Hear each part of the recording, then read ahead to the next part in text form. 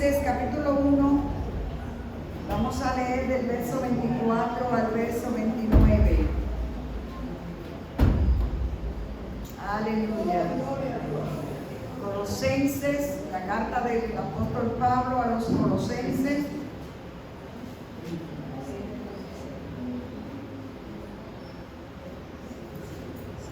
Capítulo 1, leemos del verso 24 hasta el 29.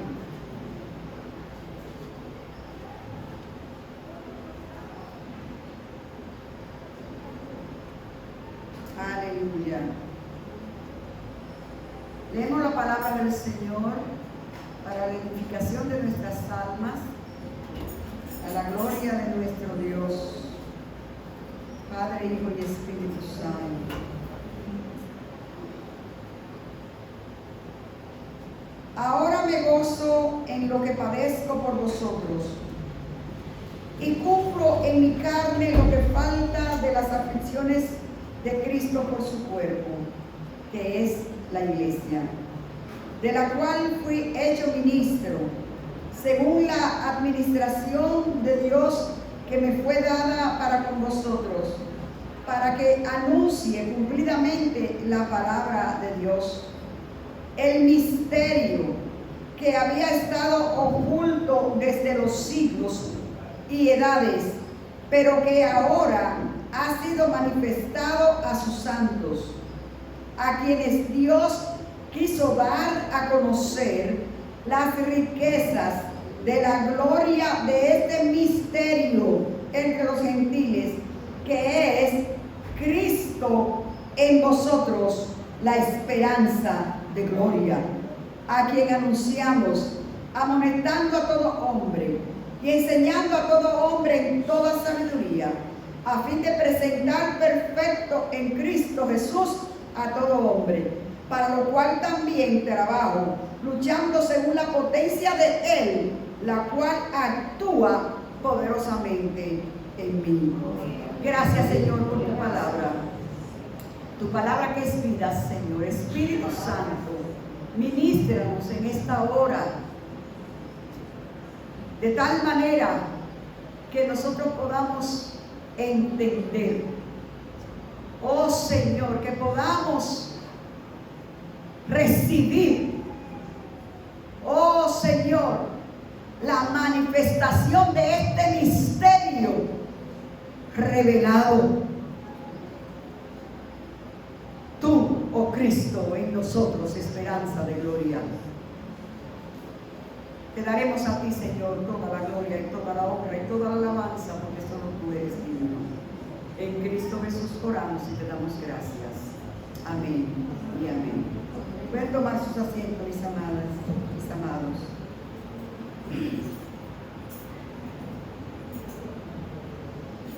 El tema de la predicación de hoy es Cristo en nosotros, esperanza de gloria. Cristo en nosotros, esperanza de gloria. El apóstol Pablo describe con gozo el propósito de su ministerio. Todos conocemos ya el llamado que recibió Saulo de Tarso, que luego vino a ser el apóstol Pablo. Todos sabemos su historial antes de ese encuentro, donde el Señor se le revela y el Señor le da un ministerio en ese llamado. Y ese ministerio lo iba a llevar por diferentes lugares, en diferentes circunstancias, en diferentes situaciones de peligro, de cárceles, de maltrato, de persecución. Pero que esa revelación fue tan poderosa para transformar la vida de este hombre, de tal manera que él se gozaba en medio de la tribulación porque estaba cumpliendo el ministerio al cual fue llamado. El Señor, inmediatamente después de haberse encontrado con él, cuando todavía está por el efecto de la visión sin vista física, lo manda a donde un siervo del Señor para que ore por él. Y este hombre, temeroso por la amenaza que representaba Saulo, el Señor le dice: no temas, atiéndelo, porque yo le voy a enseñar a él cuánto le es necesario padecer por mi nombre.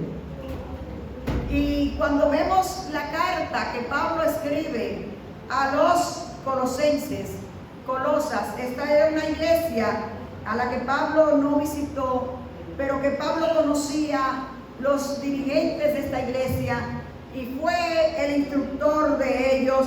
Y esta iglesia estaba siendo amenazada por una corriente del gnosticismo, por una corriente de una distorsión de lo que es la fe en Cristo Jesús.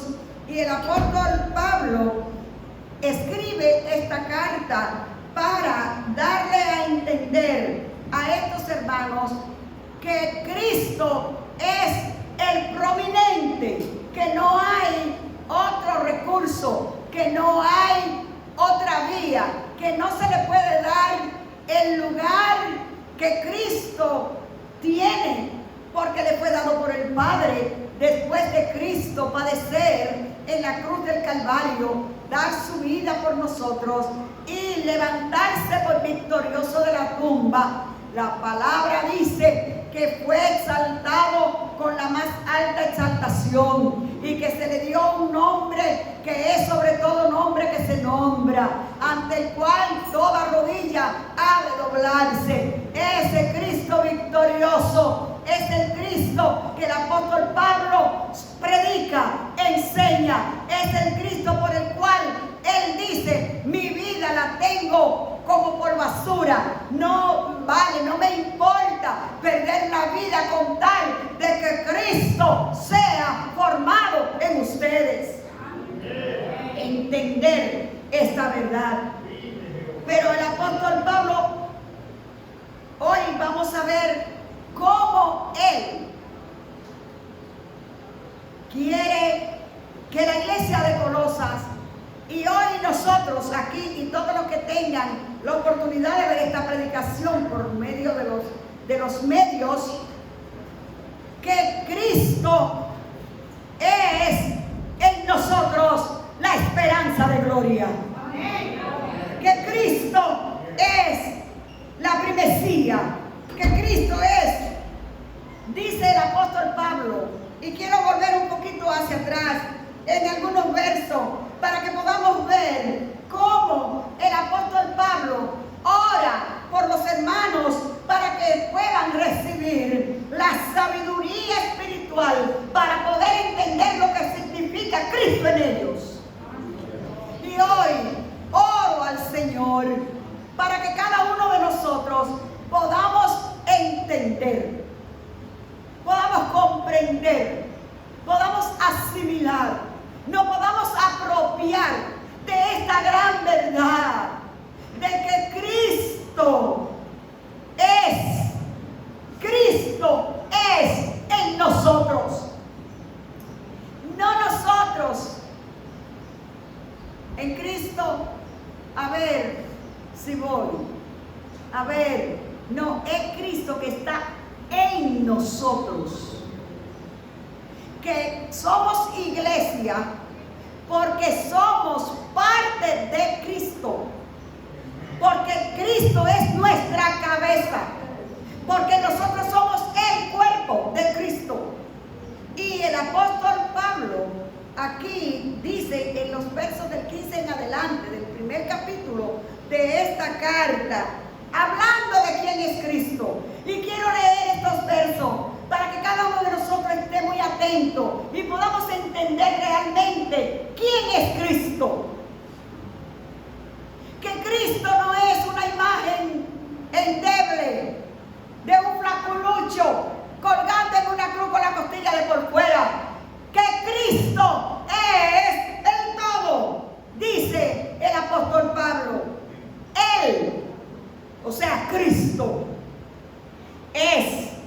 la imagen del Dios invisible, el primogénito de toda creación, porque en Él fueron creadas todas las cosas, las que hay en los cielos y las que hay en la tierra, visibles e invisibles, sean tronos, sean dominios, sean principados, sean potestades. Todo fue creado por medio de Él y para Él. Y Él es antes de todas las cosas. Y todas las cosas en Él subsisten. Y ese Cristo, que es el todo, que por Él y para Él fueron hechas todas las cosas, que tiene el control y tiene el dominio, Él nos ha sido dado como cabeza y nosotros somos ese cuerpo.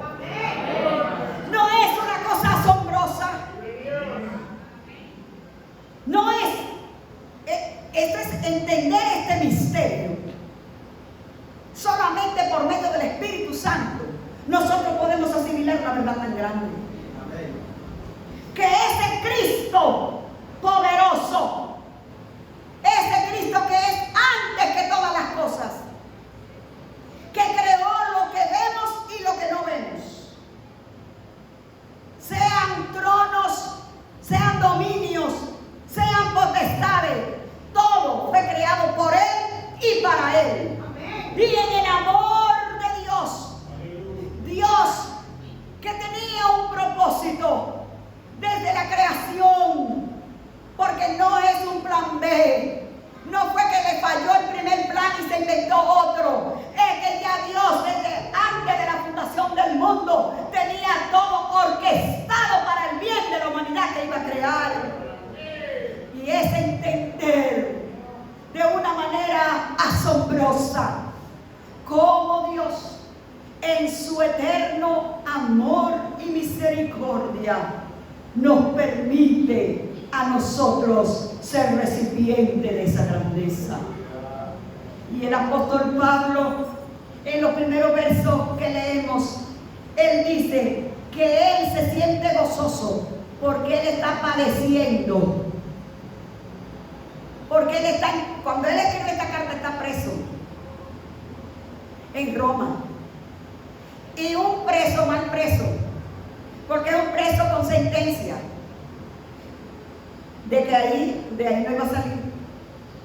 Y él dice que él se goza padeciendo, porque él está cumpliendo en su carne lo que falta de las aflicciones de Cristo.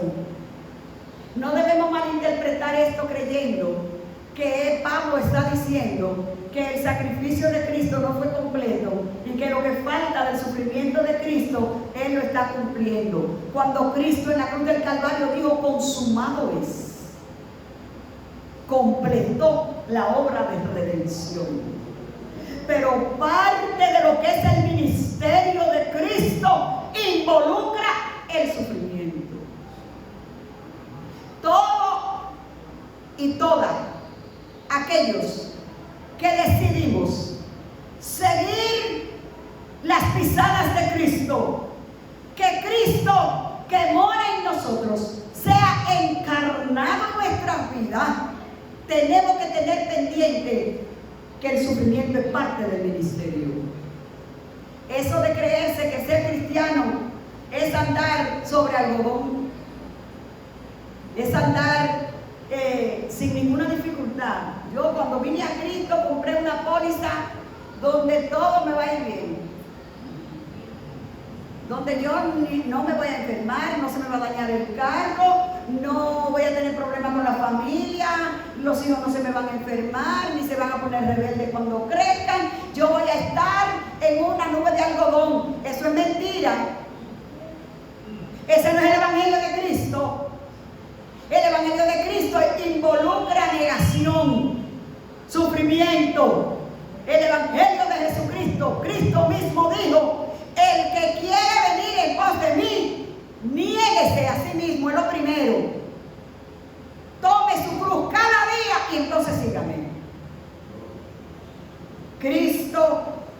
en nosotros esperanza de gloria. Pero el apóstol Pablo, aquí él está gozoso porque él puede revelar, él puede enseñar, él puede demostrar el misterio central del Evangelio. ¿Y cuál es el misterio central del Evangelio? El misterio central del Evangelio no es simplemente que Dios en su plan eterno, como había escogido un pueblo, pues todos conocemos la historia, que Dios llamó a un hombre, a Abraham, de su tierra y de su parentela, para de él formar un pueblo, y de ese pueblo entonces Dios se complació en escogerlo como su pueblo, como pueblo suyo, como el pueblo de Dios al cual él trataba, con el cual él tenía una interacción personal. Es el pueblo que Dios liberó con mano poderosa de la esclavitud de Egipto. Es el pueblo que Dios sostuvo milagrosamente 40 años en el desierto. Es el pueblo al cual Dios se manifestó su gloria, dándole a Moisés, el líder, el privilegio de tener un contacto con él allá en el monte Sinaí por 40 días, para Dios con su propio dedo escribir la ley y entregársela a Moisés para el pueblo. Es ese Dios poderoso que su gloria es tan grande que consume, que dice la palabra, que cuando Dios le dijo a Moisés: ven que yo voy a hablar contigo a través del pueblo y para el pueblo, le dijo: ni un animal se acerque al monte, porque todo el que toque el monte donde está la presencia de Jehová va a perder la vida, va a morir, porque no hay nadie que vea a Jehová Dios poderoso y viva. Es esa gloria que Moisés, cuando bajó del monte, tuvo que ponerse un manto en la cara, cubrirse, porque el resplandor era tal que el pueblo no lo podía mirar a la cara. Esa gloria maravillosa de ese Dios que cogió ese pueblo, y que Dios, a través de toda la historia del Nuevo Testamento, a todos los profetas les revelaba la manifestación gloriosa de un misterio. Isaías hablaba de este misterio. Todos los profetas hablaron acerca de que algún día iba a venir, de que un día se iba a revelar, de que Dios iba a unificar. El misterio del Evangelio no es solamente que Dios unificó la raza, porque ya no es el pueblo de Israel, el pueblo de Dios, sino que también para los gentiles, para nosotros, que no somos ni linaje físicamente de Abraham, nada que ver con el pueblo judío, pero que Dios, dice Pablo, de dos pueblos hizo uno solo. Y ahora nosotros, igual que los judíos, somos ¿qué? Linaje escogido, nación santa, pueblo adquirido, hijos de Dios, amados de Dios. Pero ese no es el misterio revelado. El misterio revelado es que Cristo está viviendo en cada creyente. Esa es la esencia del Evangelio. Es Cristo viviendo en ti y en mí. Cristo, esperanza de gloria.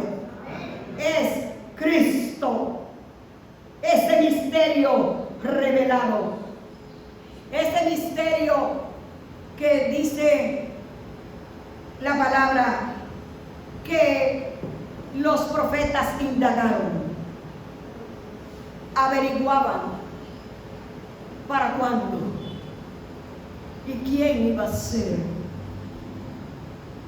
Pero dice el libro de los Hebreos que no era para ellos, sino para nosotros, para este tiempo, que se iba a revelar el gran misterio. Y el misterio de Dios revelado es que Cristo, al morir en la cruz del Calvario, sembró la semilla de su vida. Y dice el apóstol Pablo en 1 Corintios que si el grano de trigo no muere, no puede nacer. Usted puede poner un grano de maíz y tenerlo, o de trigo, o una semilla de aguacate, o una semilla de mango. La vida está en esa semilla. Esa semilla tiene la capacidad de dar una planta. Pero si usted la guarda, ella no va a producir. Es necesario que muera, que la entierren. Y cuando la entierren, entonces ella comienza a germinar y nace la vida. Cristo se sembró. El unigénito Hijo de Dios se sembró. Murió para traer muchos hijos a la gloria. Para que usted y yo ahora somos parte de Él. Él mora en ti y en mí. Es Cristo. Y Cristo no llega a tu vida para arreglarte. Cristo no viene a arreglarnos. Usted sabe que a usted se le daña cualquier artefacto, cualquier electrodoméstico. Se le daña una televisión, se le daña un celular, cualquier cosa. Y hay técnicos que pueden arreglarlo. Y usted lo lleva y se lo arreglan.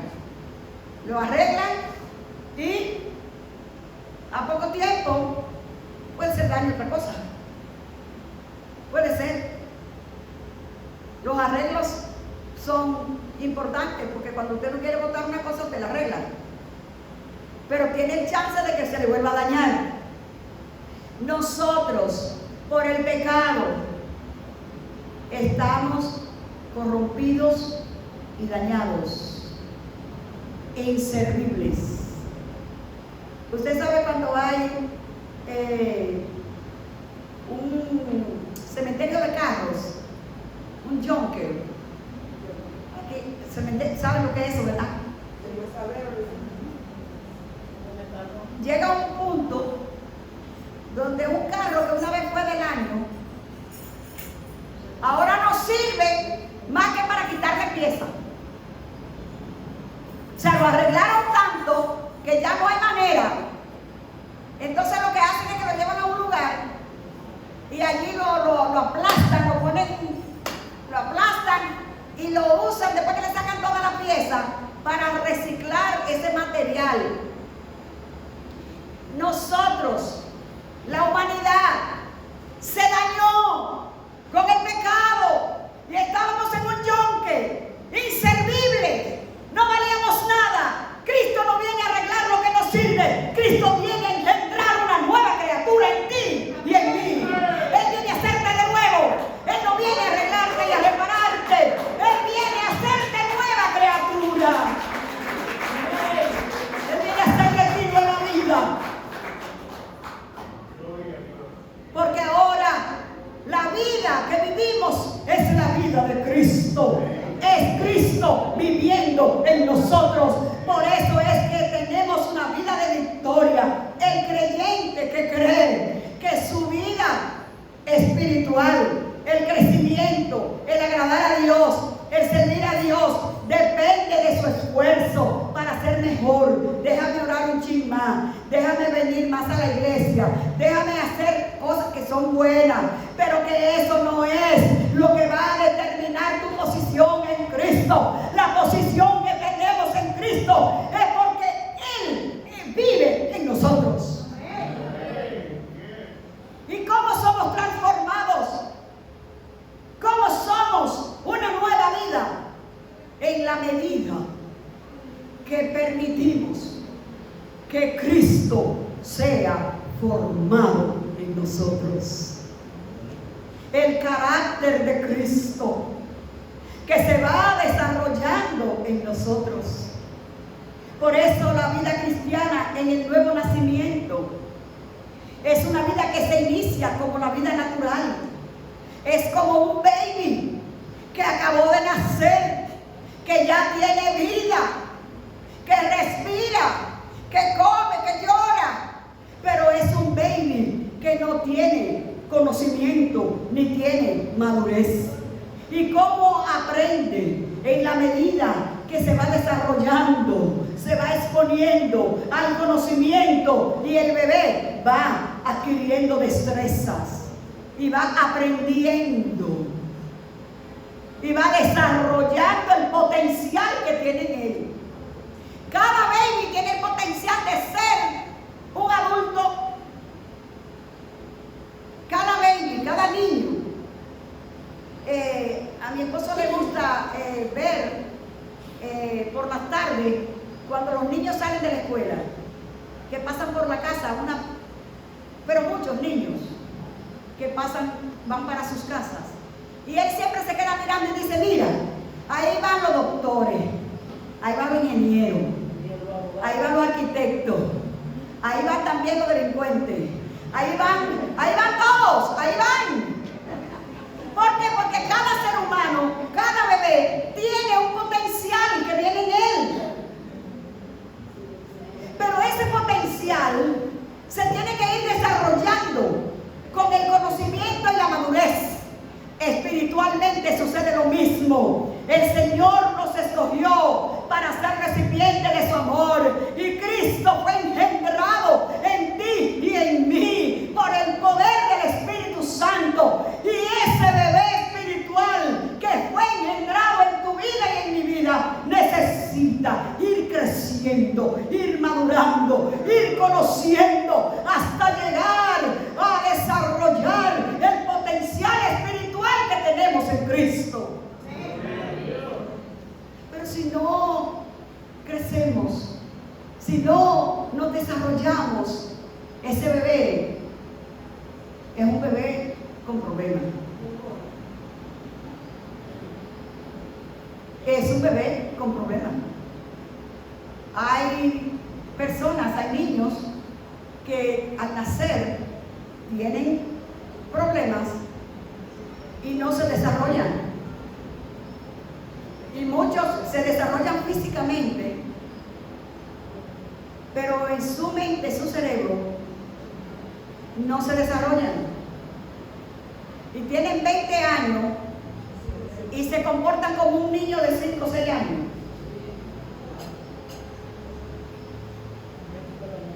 Porque no han crecido, no se le ha desarrollado. El cerebro está atrofiado.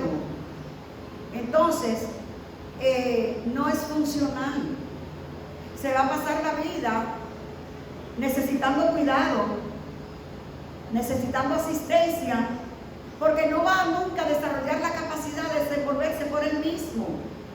Eso mismo sucede en la vida espiritual. En la vida espiritual nosotros tenemos que estar conscientes de que Cristo, que fue engendrado en nosotros, Cristo que está en nosotros, necesitamos que crezca. Necesitamos que Él, dice Pablo, hasta que todos lleguemos. En los versos que leímos, Él dice que predica para enseñar a todo hombre toda sabiduría. ¿Y cuál es la sabiduría? Cristo en nosotros, esperanza de gloria. Esa sabiduría, que es sabiduría celestial, que es sabiduría que desciende de lo alto. Porque Santiago dice que hay dos sabidurías. Hay una sabiduría que es terrenal, que es humana y que él la llama diabólica. Pero la sabiduría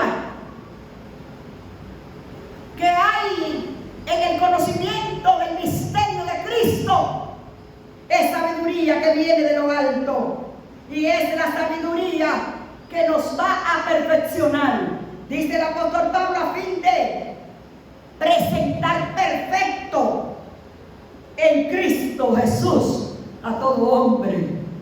Tenemos que crecer en Cristo hasta que todos lleguemos a la estatura de ¿De qué? De la plenitud de Cristo. Amados y amadas, es el Cristo que mora en nosotros. Ese Cristo que a través de ti y de mí es manifestado a los hombres. Ese Cristo que es el mismo Dios invisible. Ese Dios invisible que dice la palabra que los cielos de los cielos no lo pueden contener. Ese Dios omnipotente vive en ti.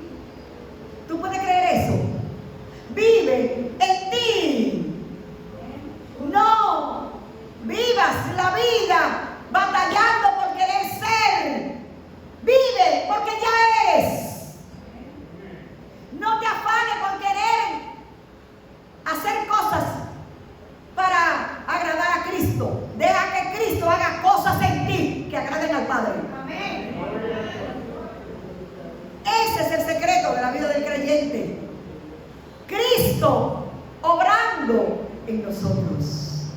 Ese Cristo, esperanza de gloria. Y voy terminando rapidito porque tenemos Santa Cena hoy. Pero esta palabra es una palabra que nos vuela el sentido.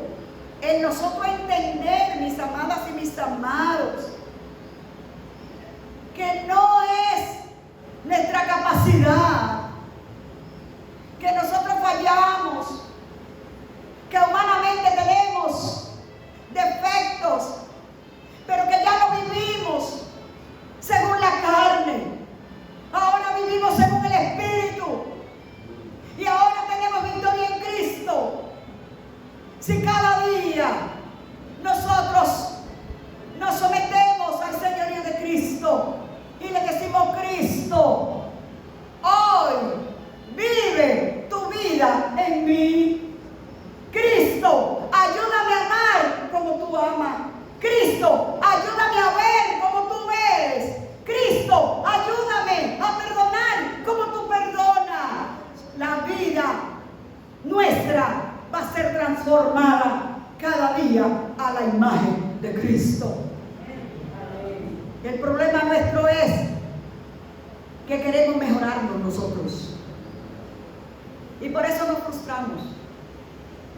Por eso hay muchos cristianos frustrados. Porque es luchando y queriendo agradar y queriendo, tratando. Ay, Señor, yo quiero, mira, serte fiel y yo quiero, pero cuando viene a ver Juan, yo otra vez, ay, Dios mío, volví a caer.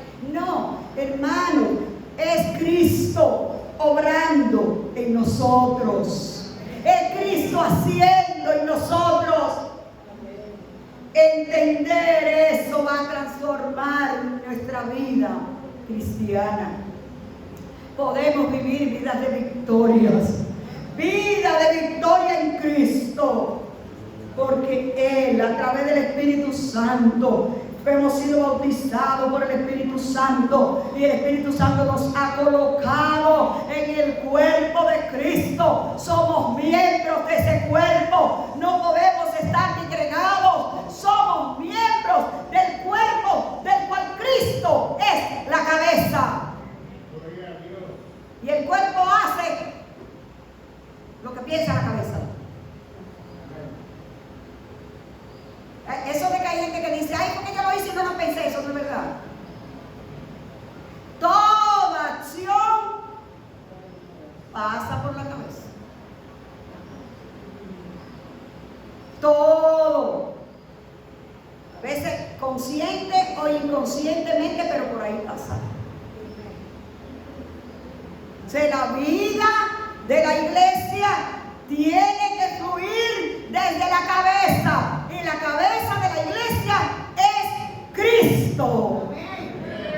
Entonces Cristo en nosotros, no solamente para esta vida, no solamente para el tiempo que estamos aquí, para llevarnos en victoria, para demostrar su persona en nosotros, para que vivamos la vida de Cristo cada día, sino además de eso, aquel día cuando nos toque salir de este cuerpo, tenemos en Cristo la esperanza de gloria, porque la gloria se manifestará en toda su plenitud. El apóstol Pablo dice que ahora vemos como por espejo. Vemos una imagen como por un espejo, pero en aquel día lo veremos tal como Él es. En aquel día le veremos cara a cara y viviremos por Él, con Él, por la eternidad. Esa es nuestra esperanza de gloria.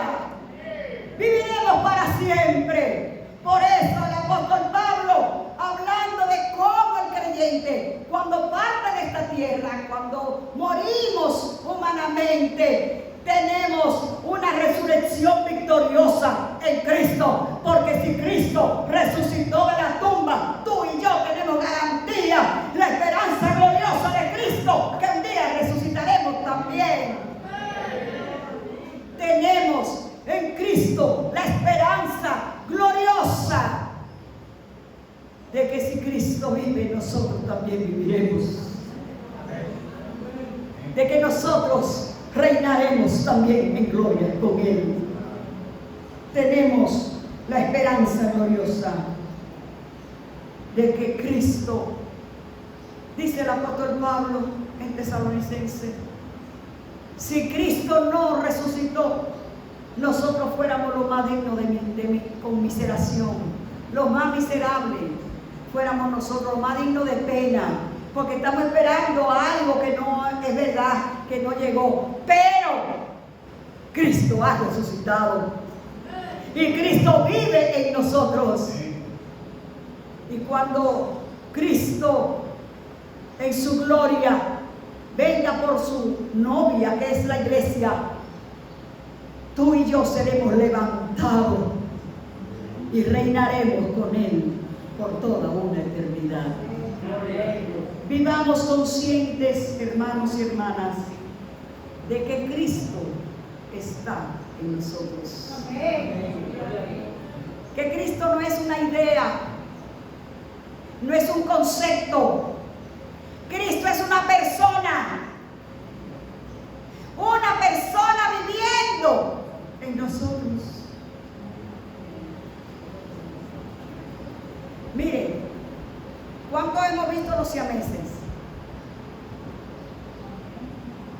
Los siameses, hay siameses que comparten el corazón, que tienen las extremidades, pero tienen un solo tronco. Y hay siameses que he visto siameses que son adultos ya y han vivido toda la vida así. Vi unos siameses que uno era doblado todo el tiempo porque el otro no podía enderezarse porque el cuerpo del otro estaba en el medio. Pero ahí estaba nutriéndose de lo que comía el que estaba derecho y viviendo y fluyendo el mismo corazón y todos los órganos lo estaba usando y él tenía vida compartida con ese que vino unido a él. Usted y yo somos siameses con Cristo. Amén. Cristo vive en nosotros. Y aunque tenemos la naturaleza humana, pero tenemos la naturaleza nueva en Cristo Jesús. Y esa naturaleza se va desarrollando día en día. Y nosotros un día seremos liberados de este cuerpo que nos controla y que nos limita para poder alcanzar la gloria eterna que Cristo nos ha reservado desde antes de la fundación del mundo. Vivamos esa vida de victoria y vivamos en esa gloriosa esperanza, en una esperanza gloriosa de que un día reinaremos para siempre con el Señor. Vamos puestos de pie, demos gracias al Señor. Amén. Aleluya. Dele gracias al Señor porque lo escogió para Cristo vivir en usted. Aleluya. Pídale a Cristo que viva su vida en usted. Es Cristo desarrollando su carácter en ti y en mí. Aleluya. Aleluya. No viva como que Cristo es un extraño. Sí, ni un visitante que viene un día de vez en cuando y lo visita y dice: yo sentí la presencia del Señor, estaba aquí. Amén. No. Él vive ahí. Él está en usted siempre. Aunque usted no lo sienta, Él está ahí. Él vive con usted. Él duerme con usted. Él guía su vida. Él lo dirige. Él lo enseña. Él lo corrige. Él lo ama. Él vive en usted y vive en mí. Aleluya. Oh, gracias, Cristo. Gracias porque tú eres nuestra esperanza de gloria. Oh, gracias porque ese misterio fue revelado. Oh, porque se cumplió. Aleluya. El misterio de los siglos fue revelado. Y Cristo ha sido engendrado en nosotros. Y nosotros en Cristo hemos sido engendrados en el Padre. Y por eso ahora podemos ser hijos amados. Oh, gracias, Padre. Ayúdanos a entender esta verdad. Y ayúdanos a vivir vidas victoriosas. Porque vivimos la vida de Cristo en nosotros. Gracias te damos, Señor, en Cristo Jesús. Amén. Amén. Aleluya.